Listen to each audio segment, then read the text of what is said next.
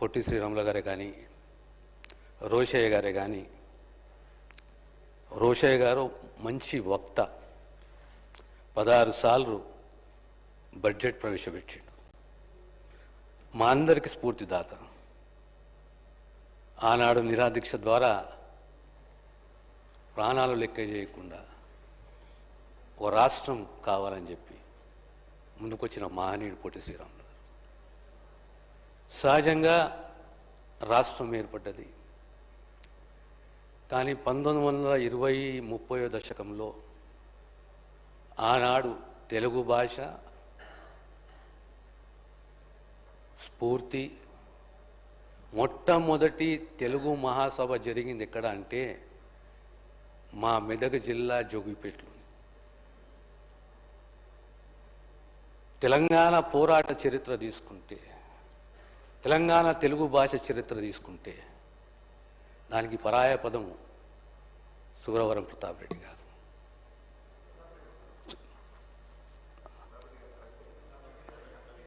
గారు.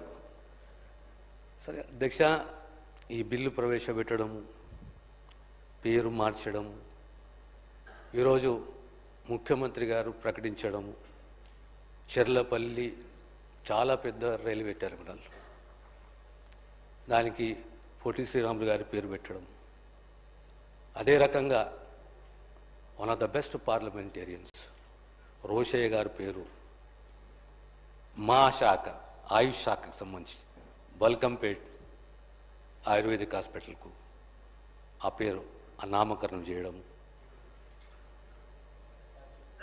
దాంతో సహా ఓ విగ్రహాన్ని స్థాపించడం, అఫీషియల్గా ప్రతి సంవత్సరము వారి జన్మదిన వేడుకలు జరపాలని చెప్పి ముఖ్యమంత్రి గారు నిర్ణయం తీసుకున్నాం. సో చరిత్రలోకి పోవాలి. ఏ ఒక్కరిని కూడా, ఏ నాయకుని, ఏ మహనీయుని, ఏ త్యాగమూర్తిని, ఏ స్ఫూర్తిదాతను కూడా అవమానపరచడం కాదు అధ్యక్ష. ఇది అన్ని చక్కగా అన్ని ఉదాహరణలు మా ముఖ్యమంత్రి గారు చెప్పారు. So let us come out of that. ఆ ఆలోచనలకి వెళ్ళి బయటికి వచ్చి ఓ విశాల ఆలోచన, బ్రాడర్ పర్స్పెక్టివ్గా ఈ బిల్లుని ఆమోదించవలసిందిగా మీ ద్వారా గౌరవ సభ్యులు.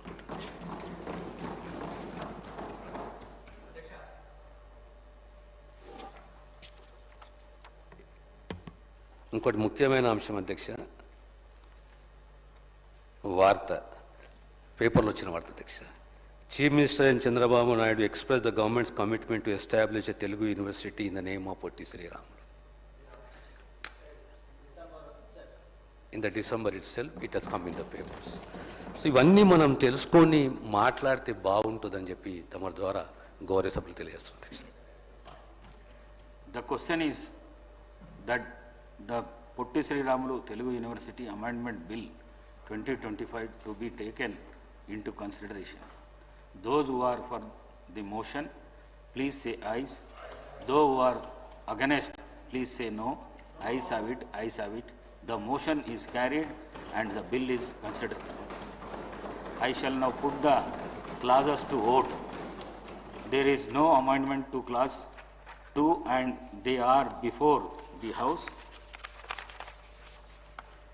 The question is that those who are for clause 2, please say aye. Those who are against, please say no. Ayes have it, ayes have it. Clause 2 do stand part of the bill. There is a one non-official amendment, clause 3. The question is that the amendment given notice of by Dhanpal Suryanarayana and others, in clause 3, the word Potti Sriramulu Telugu University may be retained. He is before the House. The question is that those who are for the amendment, please say ayes. Those who are against, please say no. Noes have it, noes have it. The amendment is lost. The question is, those who are for class 3, please say ayes. Those who are against, please say no. Ayes have it, ayes have it. Class 3 do stand part of the bill.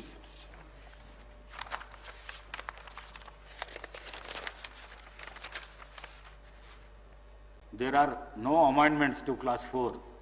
class 1 enacting formula and long title, and they are before the House. The question is that those who are for class 4, class 1 enacting formula and long title, please say ayes. Those who are against, please say no. Ayes have it, ayes have it. Class 4, class 1 enacting formula and long title do stand part of the bill. I shall now request the Minister for Health and Medical to move the motion for passing the bill. Honorable Speaker, sir, I beg to move that the bill be passed. Motion moved. The question is that the bill passed. Those who are for the motion, please say ayes. Those who are against, please say no. Ayes have it, ayes have it. The motion is carried and the bill is passed.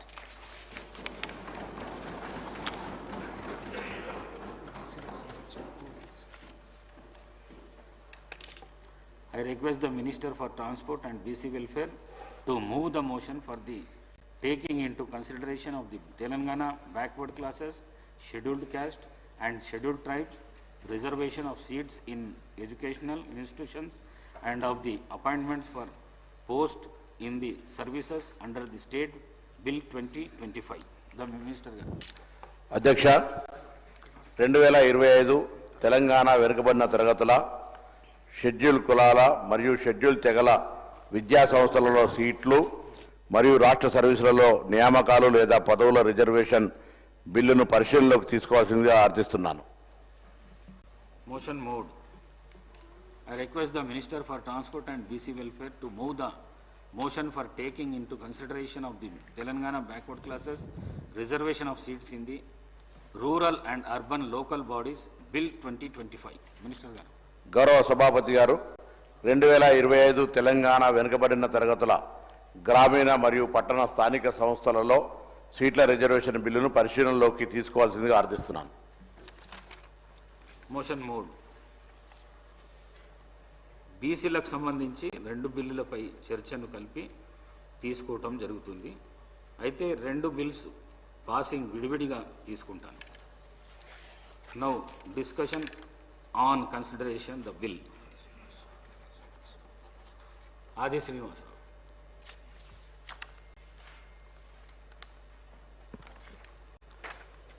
అధ్యక్ష, ఈ శాసనసభలో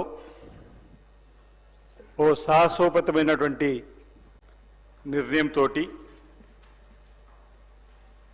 ఎన్నో సంవత్సరాలుగా ఎదురు చూస్తున్నటువంటి బీసీల కళ నెరవేరిపోతున్న సందర్భంలో గౌరవ ముఖ్యమంత్రి పెద్దలు రేవంత్ రెడ్డి గారు ఓ కృత నిశ్చయంతో పెద్దలు రాహుల్ గాంధీ గారు లోక్సభ ప్రతిపక్ష నేత పాదయాత్ర చేస్తున్న సమయంలో ఈ దేశంలో ఉన్నటువంటి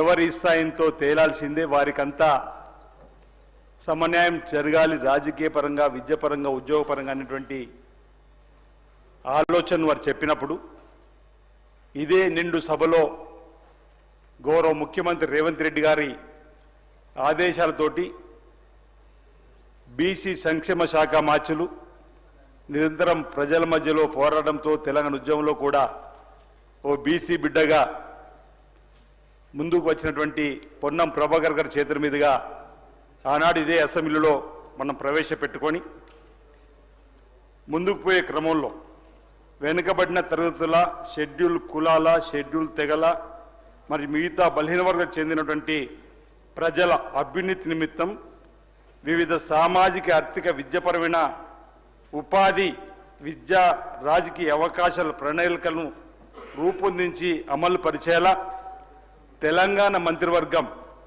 4/2/2020 తేదీన చేసిన సిఫార్సు మేరకు తెలంగాణ రాష్ట్రమంతటా సామాజిక ఆర్థిక విద్యాపరమైన ఉపాధి రాజకీయ కుల సర్వే కులగణన సమగ్ర ఇంటింటి కుటుంబ సర్వేను సభ చేపట్టాలని ఈ సభ ఏకగ్రీవంగా తీర్మానించింది. అధ్యక్ష,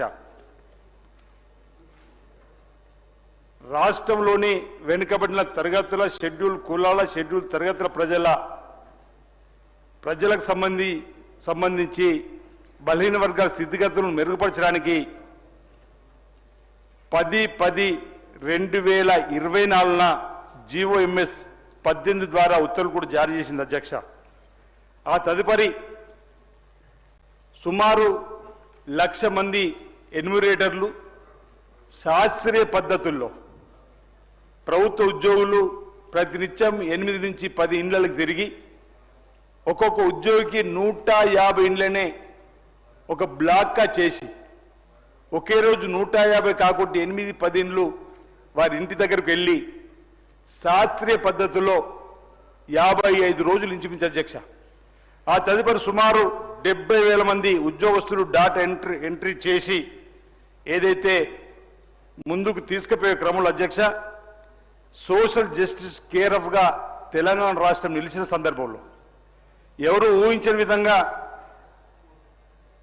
తెలంగాణ ప్రభుత్వం 2 చారిత్రక నిర్ణయాలు తీసుకొని ఈ బీసీ కులగణను ఎస్సీ వర్గీకరణకు సంబంధించి కూడా ముందుకు పోయే క్రమంలో స్వాతంత్రం వచ్చిన తర్వాత మొదటిసారిగా తెలంగాణలో ఇది చేపట్టడం ఇది గర్వకారణంగా భావిస్తున్న అధ్యక్ష. ఇది మా గౌరవ ముఖ్యమంత్రి రేవంత్ రెడ్డి గారి పట్టుదలకు నాకంటూ ఒక అవకాశం వచ్చినప్పుడు చరిత్రలో నిలిచిపోయే లేదు బలహీన వర్గాలు గత కొద్ది సంవత్సరాలుగా దశాబ్దాలుగా ఎదురు చూస్తున్నటువంటి దీన్ని అమలు చేయాల్సిందని చెప్పని రాహుల్ గాంధీ గారు ఇచ్చిన ఆలోచనను అందుకొని ముందుకు పోయే విధంగా మొట్టమొదటిసారిగా ఈ బృహత్ యజ్ఞాన్ని తలపెట్టింది.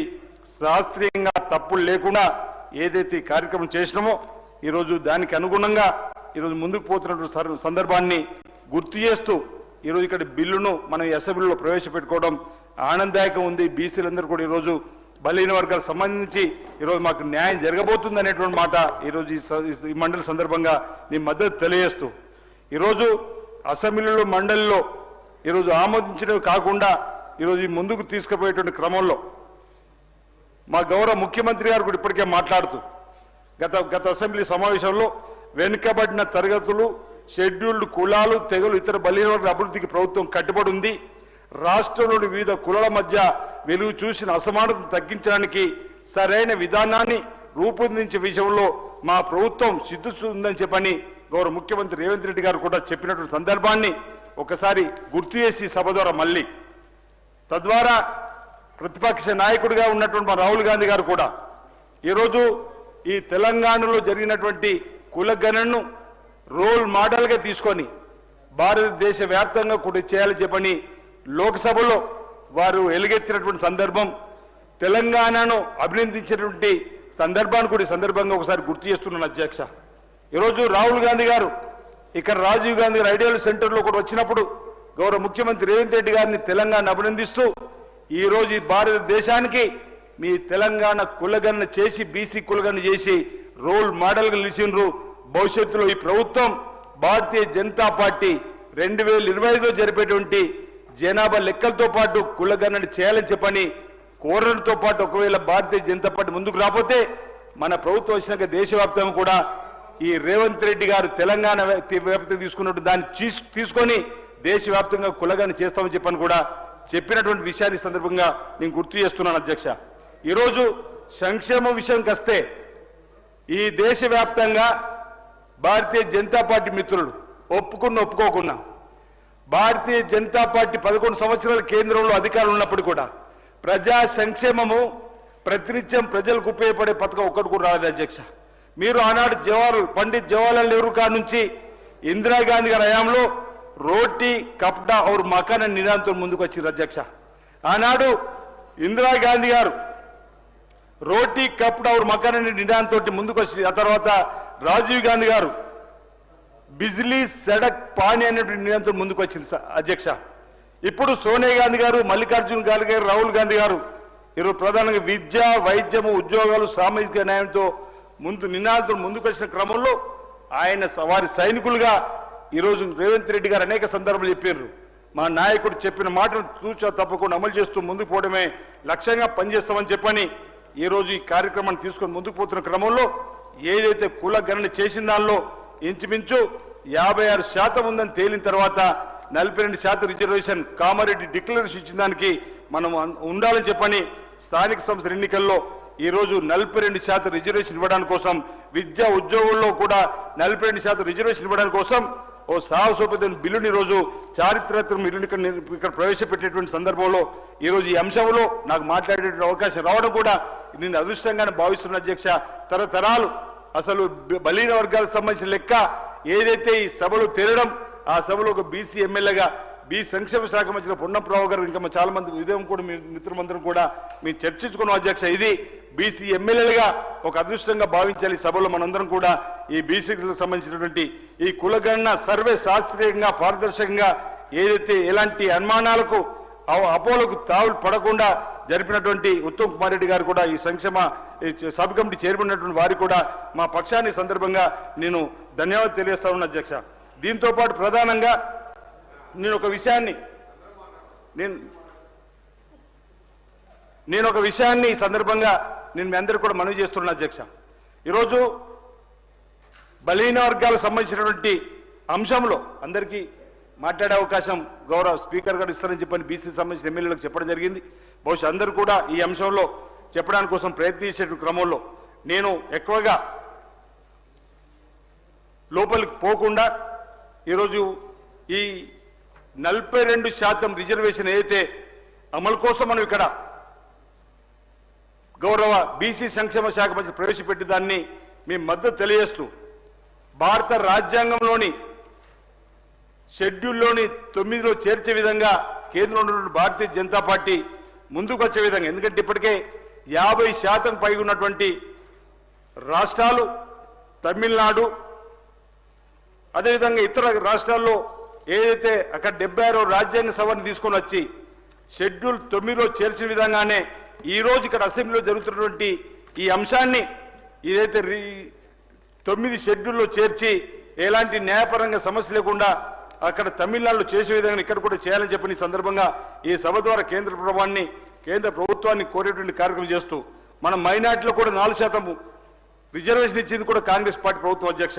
అదేవిధంగా 1993 సంవత్సరంలో రాజీవ్ గాంధీ గారు ఉన్నప్పుడు 73-74 రాజ్యాంగ సభను తీసుకొచ్చి 34% ఈరోజు బీసీలకు అవకాశం కల్పించినటువంటిది కూడా కాంగ్రెస్ పార్టీ ప్రభుత్వం అన్నమాట. సందర్భంగా నేను తెలియజేస్తూ అధ్యక్ష, ఈరోజు బీసీ కులగణన ఎస్సీ వర్గీకరణ ఏదైతే ఈ సమావేశాలు పెట్టడం ఇది కాంగ్రెస్ పార్టీకి సంబంధించినటువంటి ఇది చిత్తశుద్ధి నిదర్శనంగా సందర్భంగా నేను చెప్పడానికి కోసం నేను ప్రయత్నం చేస్తున్నాను అధ్యక్ష.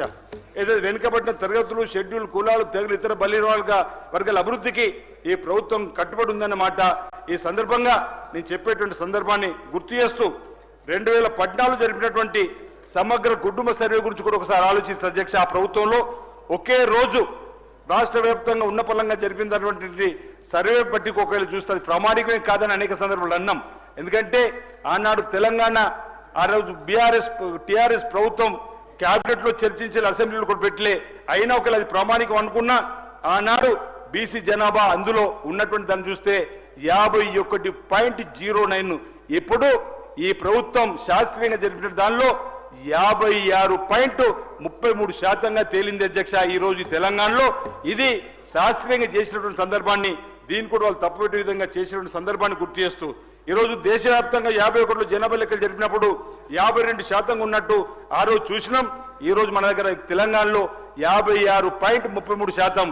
ఇదివరకు లెక్క ఇక్కడ పక్కా లేదు అధ్యక్ష బీసీలకు సంబంధించింది. అలాంటిది ఈ రోజు ఇక్కడ తెలంగాణలో ఈ బీసీలకు సంబంధించినటువంటి లెక్కను తీసుకొని రావడం జరిగింది. దీనికి ప్రభుత్వానికి అభినందనలు బీసీలందరూ కూడా తెలియజేస్తున్న మాట ఈ సందర్భంగా చెప్తూ ఒక 4 అంశాలు చెప్పి అధ్యక్ష, భారత 2014 జూన్ 2వ తేదీన రాష్ట్ర ఏర్పాటు తెలంగాణ ప్రజల ఆకాంక్ష నెరవేర్చుటకు సుదీర్ఘమైనటువంటి పోరాటంలో ఈ కొత్త రాష్ట్రం ఏర్పాటు సమావేశంలో ఈ జనాభా యొక్క సమగ్ర అభివృద్ధి గురించి కూడా చర్చ ఆ రోజు వచ్చింది అధ్యక్ష. దానికి అనుగుణంగా నేను ఒక 4 పదాలు చెప్పి భారత రాజ్యాంగంలోని 15వ ఆర్టికల్ యొక్క క్లాజ్ 4 ఏదైతే వెనుకబడిన తరగతుల పౌరులు లేక షెడ్యూల్ కులాలకు సంబంధించి విద్యా విషయంగా అభివృద్ధి చేయటకు ప్రత్యేక నిబంధన చేయడానికి ప్రభుత్వానికి వెసులుబాటు వీలు కల్పిస్తూ అధ్యక్ష.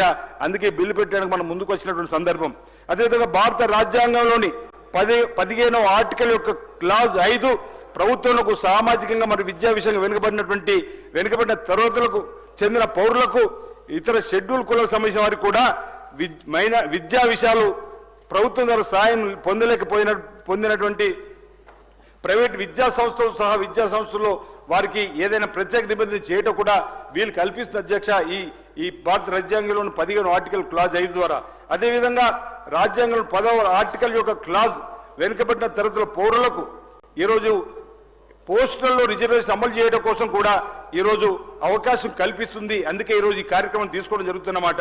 భారత రాజ్యాంగంలోని 38వ ఆర్టికల్ యొక్క క్లాజ్ 1లో జాతీయ జీవనంలోని అన్ని సామాజిక, ఆర్థిక మరియు రాజకీయ న్యాయంతో సామాజిక భద్రతను వీలైనంత ప్రభావితంగా నిర్వహించడం ద్వారా కూడా రక్షించడానికి ప్రభుత్వానికి అవకాశం కల్పించింది అధ్యక్ష.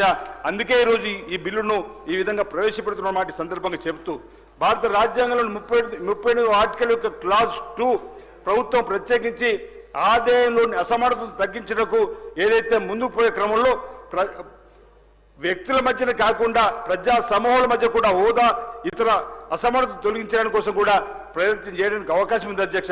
ఈ సందర్భంగా నేను ఒకటి నా ద్వారా ప్రతిపాదన గౌరవ ముఖ్యమంత్రి గారికి అదేవిధంగా బీసీ సంక్షేమ శాఖ మంత్రులకు ఈ సభ ద్వారా తెలియజేస్తా ఉన్నా.